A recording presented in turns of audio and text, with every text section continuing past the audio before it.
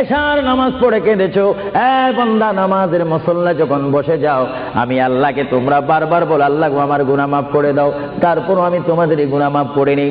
তারপরও তোমরা নিশি রাত্রে মানুষ যখন ঘুমে যায়, তোমার বিবি যখন ঘুম যায়, তোমার ছেলে যখন ঘুম যায়, তুমি নিশি রাত্রে ঠান্ডা পানি দিয়ে ওযু বানিয়ে নামাজের মুসল্লায় বসে তুমি আবার যখন ডাক দাও রব্বুল আলামিন, পৃথিবীর কোনো মানুষ আমার গুনাহ সম্পর্কে জানে না, তুমি আমার গুনাহ সম্পর্কে জানো। আমি এমন গুনাহ করেছি আমার বিবি জানে না, বিবি গুনাহ করেছে আমি জানি না।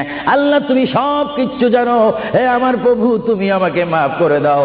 আমার আল্লাহ বলে তারপরও যদি তোমাদেরকে আমি মাফ না করি, তারপরও বান্দা তোমরা আমার রহমতের দরজা থেকে ফিরে যাইও না। আমি তোমাদেরকে হুকুম দিচ্ছি, ওয়ালাউ আন্নাহুম ইয যালামু আনফুসাহুম জাউকা, বান্দারে যদি গুনাহ করে ফেলো আমার রহমত থেকে মুখ ফিরে তুমি চলে যাইও না। বান্দা আকাশ পরিমাণ যদি গুনাহ করো, পাতাল পরিমাণ যদি গুনাহ করো, সাগরের পানি পরিমাণ যদি গুনাহ করো, পাহাড় তুলনায় যদি তুমি গুনাহ করো, আমার দরবার থেকে তুমি নিরাশ হইও না।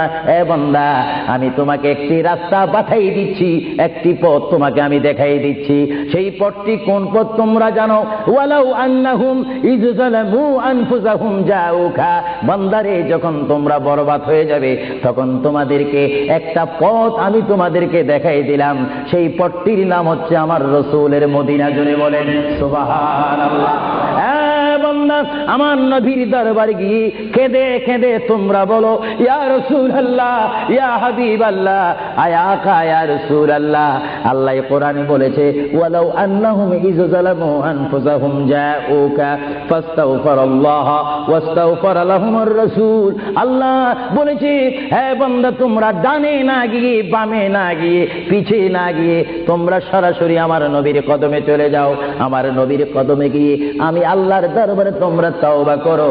তওবা করতে করতে তোমাদের চোখের পানি যখন বাইর হয়ে যাবে, আর ওই মুহূর্তে যদি আমার বন্ধু যদি তোমাদের জন্য আমার দরবারে সুপারিশ করে, আমি আল্লাহ তোমাদেরকে ওয়াদা দিয়ে দিলাম, গ্যারান্টি দিয়ে দিলাম, আমার রাসূল যদি তোমাদের জন্য আমার দরবারে সুপারিশ করে, সঙ্গে সঙ্গে বান্দা তোমার অতীতের জীবনের কবিরা সগীরা গুনাহ মাফ করে দেব। জোরে বলেন সুবহানাল্লাহ।